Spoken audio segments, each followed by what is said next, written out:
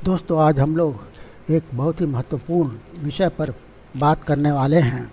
यह ऐसा विषय है जिससे वेस्ट एशिया में रणनीतिक परिवर्तन हो सकता है।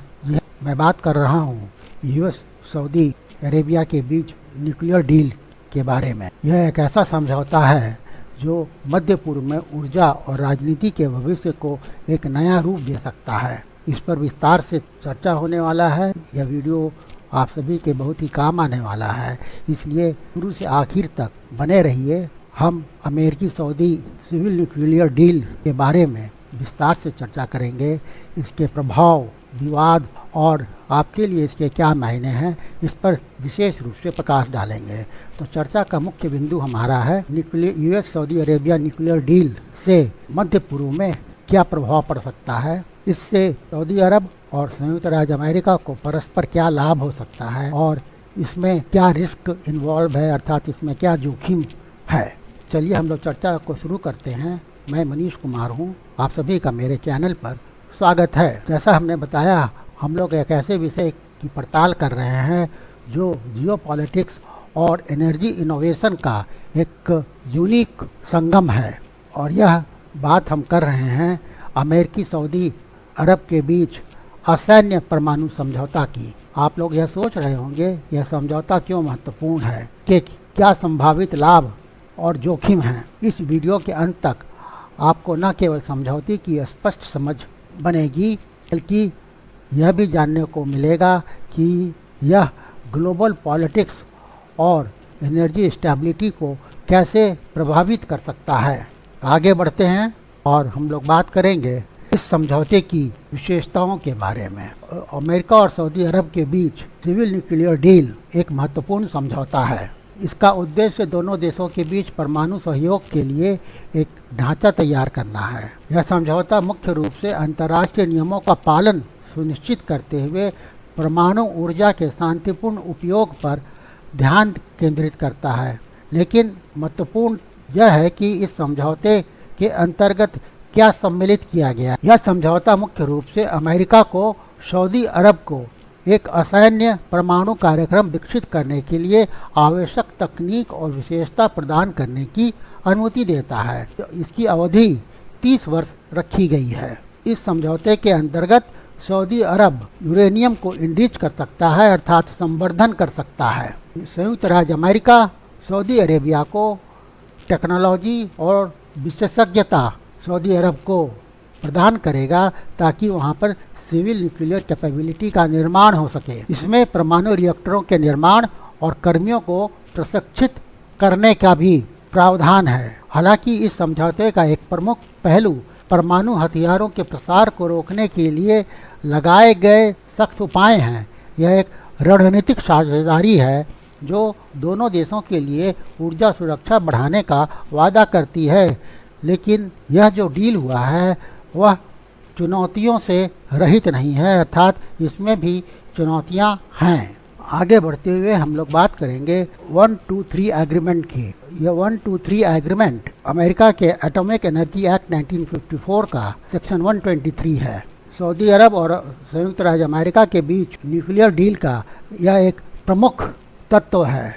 यह अमेरिका को अन्य देशों के साथ परमाणु तकनीक साझा करने की अनुमति देता है। सऊदी अरब के साथ 123 समझौता उस प्रारूप से एक अलगाव या विचलन है, अर्थात यह डिपार्चर करता है। इसका उपयोग वाशिंगटन सहयोगियों के साथ परमाणु प्रौद्योगिकियों अर्थात टेक्नोलॉजी को साझा करने में लंबे समय से करता रहा है। उदाहरण के तौर पर अबू धाबी के साथ 2009 का समझौता, जिसे अभी भी गोल्ड स्टैंडर्ड माना जाता है, ने अबू धाबी को इनरिचमेंट और पुनर्संस्करण को त्यागने और IAEA की सबसे कठोर निरीक्षण व्यवस्था एडिशनल प्रोटोकॉल को स्वीकार करने के लिए बाध्य किया गया था। आज संयुक्त राज्य अमीरात अर्थात UAE अपनी टोटल एनर्जी प्रोडक्शन का 25% बिजली परमाणु ऊर्जा से प्राप्त करता है।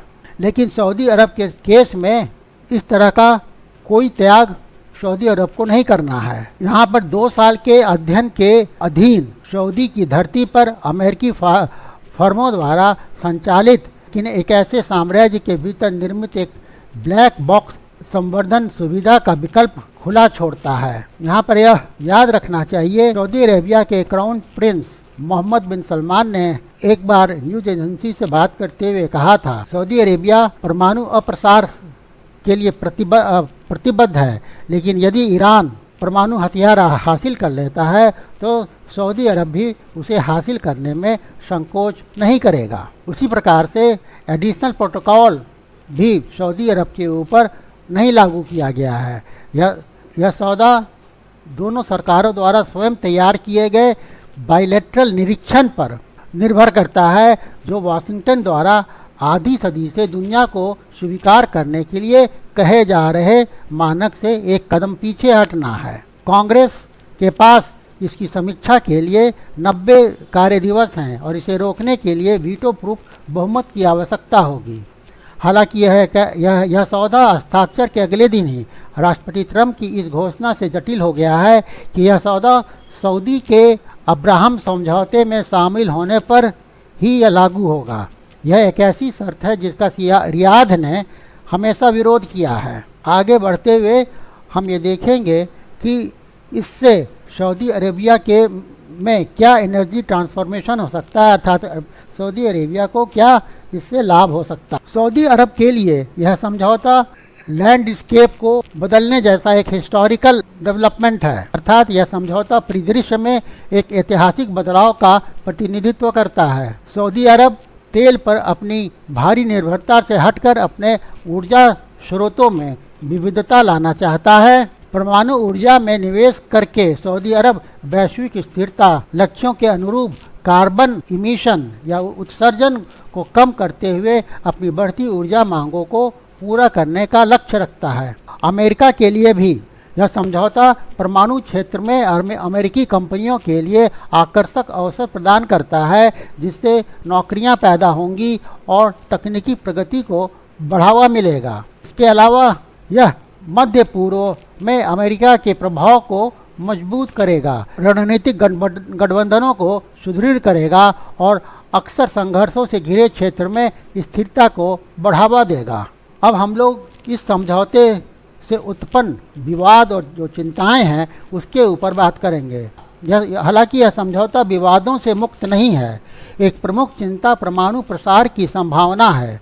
आलोचकों का यह तर्क है, सऊदी अरब को परमाणु तकनीक प्रदान करने से किंगडम हथियार क्षमता हासिल करने की दिशा में आगे बढ़ सकता है, खासकर ऐसे क्षेत्र में जहां लगातार तनाव बना रहता है। यह समझौता एक संवेदनशील और अस्थिर क्षेत्र में हथियारों की होड़ शुरू कर सकता है। पर इजराइल पहले से ही एक अघोषित परमाणु शक्ति है और दूसरा देश ईरान इसके बेहद करीब पहुंच चुका है। इसलिए इसमें पश्चिम एशिया में शक्ति के समीकरणों को अर्थात पावर डायनेमिक्स को बदलने की क्षमता है। इस प्रकार यह डील न्यूक्लियर प्रोलिफरेशन को बढ़ावा देगा। दूसरा, पारदर्शिता और अंतर्राष्ट्रीय परमाणु नियमों के अनुपालन को लेकर भी चिंताएं हैं। पर्यावरणविद परमाणु ऊर्जा की सुरक्षा और पर्यावरण पर इसके दीर्घकालिक प्रभाव पर भी सवाल उठाते रहे हैं। यह सौदा कॉन्फ्लिक्ट ऑफ इंटरेस्ट को भी दिखाता है। ट्रंप ऑर्गेनाइजेशन के सऊदी अरब और उस क्षेत्र के अन्य देशों के साथ कई वित्तीय सौदे हैं। अकेले 2024 में ट्रंप और उनके पारिवारिक व्यवसायों ने सऊदी अरब से जुड़े प्रलेखित सौदों से लगभग 50 मिलियन जुटाए थे। इसमें हॉस्पिटैलिटी, कैसीनो सौदे और क्रिप्टो हित शामिल है। सऊदी अरब के साथ इस डील में सेक्शन 123 का जो यूनाइटेड स्टेट्स ऑफ अमेरिका ने छूट दिया है, वह भी इंटरनेशनल एटॉमिक एनर्जी एजेंसी के मॉनिटरिंग से उसको अलग करता है और यह भी एक चिंता का विषय है। इस समझौते में सऊदी अरब को सेक्शन 123 में निहित जो त्याग हैं उस त्याग से उसको अलग रखा गया है। फिर अतिरिक्त प्रोटोकॉल या एडिशनल प्रोटोकॉल के बजाय यह सौदा दोनों सरकारों द्वारा स्वयं तैयार किए गए द्विपक्षीय निरीक्षण पर निर्भर करता है, जो वाशिंगटन द्वारा आधी सदी से दुनिया को स्वीकार करने के लिए कहे जा रहे मानक से एक कदम पीछे हटता है।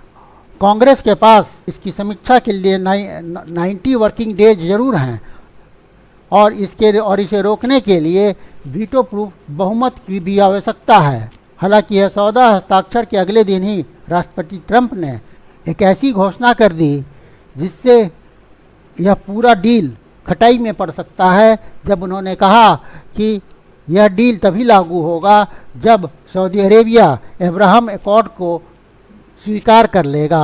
अब्राहम अकॉर्ड के अंतर्गत इजराइल को कूटनीतिक मान्यता देनी है, जिसका रियाद हमेशा से विरोध करता रहा है। सऊदी अरब के साथ यह सौदा हथियार ग्रेड यूरेनियम संवर्धन के ईरान के रुख को और कड़ा कर सकता है। इसके अलावा इससे इजराइल के भी परेशान होने की संभावना है, क्योंकि उसे मध्य पूर्व क्षेत्र में 2 संभावित परमाणु शक्तियों से निपटना होगा। अब तक इजराइल इस क्षेत्र में एकमात्र अघोषित परमाणु शक्ति है। इजराइल इस सौदे को किसी न किसी तरह से बाधित या सबोटेज करने में भूमिका निभा सकता है, क्योंकि यूएस कांग्रेस में उसकी लॉबी काफ़ी मजबूत है। एक और महत्वपूर्ण तथ्य जिस पर ध्यान देने की आवश्यकता है वह यह है कि सऊदी अरब का बिजली की कमी का दावा तर्क से परे लगता है। सऊदी अरब के पास पृथ्वी पर सबसे बड़े पेट्रोलियम भंडारों में से एक है और साथ ही सबसे बेहतरीन और सौर संसाधन भी, अर्थात सोलर एनर्जी का भी रिसोर्स उसके पास बहुत ही अच्छा है। ऐसे संसाधन जो बिना 1 ग्राम संवर्धन के एक पीढ़ी के लिए सऊदी की बिजली ज़रूरतों को पूरा कर सकते हैं। ये वही सवाल हैं जो वाशिंगटन ने 20 साल तक ईरान के सामने रखे थे। सऊदी अरब के मामले में इसे लागू नहीं किया गया है। यह स्पष्ट है कि यह एक अप्रसार नीति अर्थात नॉन प्रोलिफरेशन पॉलिसी जो एक राजधानी के इरादों पर सवाल उठाती है, वही दूसरी राजधानी को हस्ताक्षर समारोह में छूट देती है। यह नियत की परीक्षा अर्थात यह इंटेंट का सवाल कम और वफादारी या लॉयल्टी का सवाल ज़्यादा है। सऊदी सौदा ईरान को परमाणु हथियार हासिल करने के अपने संकल्प में और अधिक सशक्त और साहसी बना सकता है और अपने उद्देश्य को प्राप्त करने के लिए वह चीन और रूस की ओर भी झुक सकता है। इस तरह से यूनाइटेड स्टेट्स ऑफ अमेरिका और सऊदी अरेबिया के बीच इस न्यूक्लियर डील से मिडिल ईस्ट में स्ट्रेटेजिक काफ़ी परिवर्तन होने की संभावना है। निष्कर्ष के तौर पर हम यह कह सकते हैं कि यूएस और सऊदी अरेबिया के बीच सिविल न्यूक्लियर डील का स्ट्रेटेजिक इम्पोर्टेंस है, इसको डिनाई नहीं किया जा सकता, इससे इनकार नहीं किया जा सकता है। परंतु समझौता यह भी दिखाता है कि संयुक्त राज्य अमेरिका सऊदी अरेबिया के साथ प्रेफरेंशियल ट्रीटमेंट कर रहा है। यूएसए जिस देश को पसंद करता है उसके साथ वह अपने अनुसार उसका पक्ष ले सकता है। यह डील इस बात को स्पष्ट रूप से रेखांकित करता है और इसलिए इसलिए सऊदी अरेबिया को अनड्यू फेवर दिया जा रहा है और उसे इंटरनेशनल एटॉमिक एनर्जी एजेंसी के कंट्रोल रिजीम से भी एक तरह से बाहर कर दिया गया है। इसलिए इस डील का वेस्ट एशिया के जियोपॉलिटिक्स में गंभीर परिणाम हो सकते हैं कि आने वाले समय में यह देखा जा सकता है कि ईरान यूएसए के साथ यूरेनियम इनरिचमेंट में अपने स्टैंड को और भी कड़ा कर सकता है।